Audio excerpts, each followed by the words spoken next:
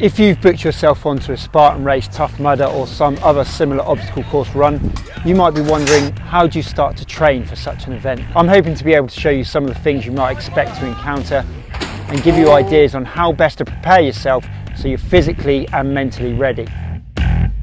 I've identified 5 physical areas to focus on in your training to give you the best chance of performing well on the course, all whilst reducing your chances of injury. The bonus is there will be a lot of carryover from one area to the next, and as this is a video on my channel, you can expect to see some monkey bar techniques.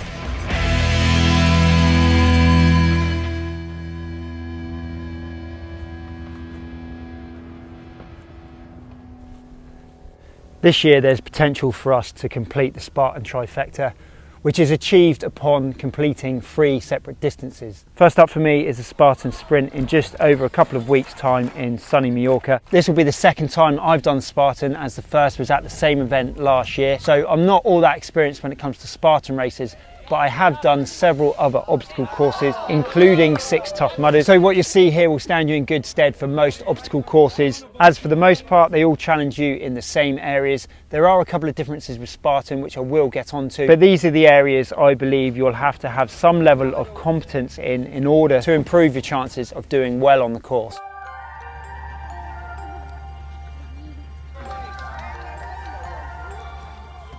You'll always be likely to encounter walls at an obstacle course race. Generally speaking, it's an obstacle where you'll be using your arms as well as your legs. Having enough upper body strength to help claw yourself over the wall would be useful, so try to incorporate drills that mimic this.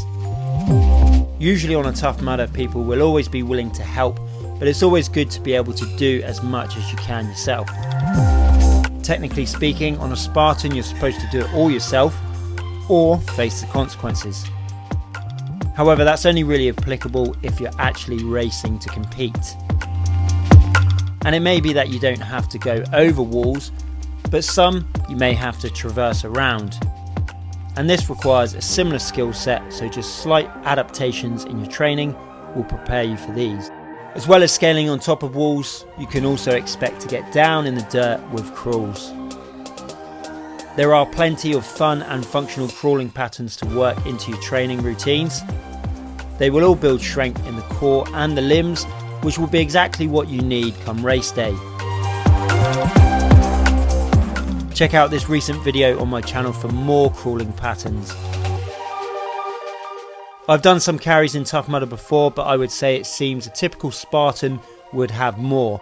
And this is a pretty straightforward thing to integrate into your training. Just find heavy things and walk with them. Think of different objects and different ways you can hold and grip them. And speaking of grip, my favourite obstacles are the ones that require hanging and grip strength. In a Spartan you'll find at least a couple of obstacles where you're either pulling yourself up or pulling an object towards you. And this was even part of the Tough Mudder we did last year.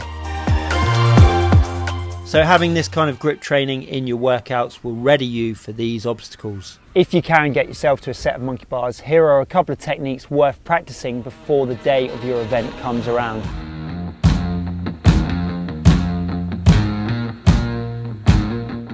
If you've never done monkey bars before, or you've not got a set to train on, this is a technique you can do on a straight bar. It will start to strengthen grip, and it will get you used to the movements you need for monkey bars and similar obstacles that you might face on a course. The side to side is a strong technique for beginners, and again, it may be one you can use on the day.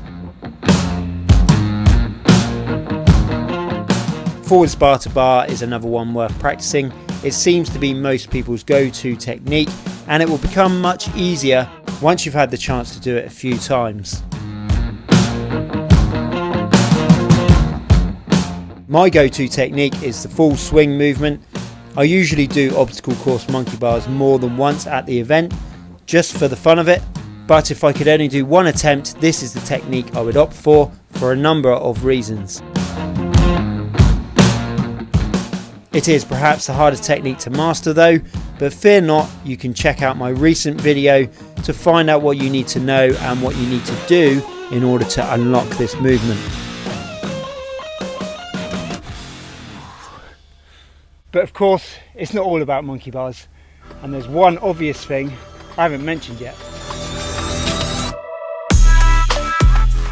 If running is not already part of your routine, you will need to make it so before your race. If you're a total beginner to running, maybe a couch to 5k program or something similar would be a good place to start. The first race for myself and the team is the 5k, and because we already have running in either fitness classes we partake in or the sports we do, we may not need to incorporate much more. With these races, the runs are broken up with the obstacles, so you never have too long a stretch in any one go, and as long as you have good basic running fitness, you should be okay. Having said that, if you're looking to do the beast, it would be advisable to follow a running plan that will see you cover bigger distances in your training. If you don't have the luxury of a gym membership and a fancy facility to train at, then even an outdoor circuit involving shuttle runs and some basic bodyweight exercises down at your local park will set you up for a course. Basic upper and lower body strength and some fundamental running ability will give you a better chance of actually enjoying the race than if you go into it with absolutely no training at all. And let's face it, you are doing it by choice, so the preferred option would surely be to enjoy it. And you may have noticed I have left off the spear throw. This is because it's somewhat of an anomaly and it's difficult to practice in your training, but if you do have tips on how to do that, then please leave down in the comments below.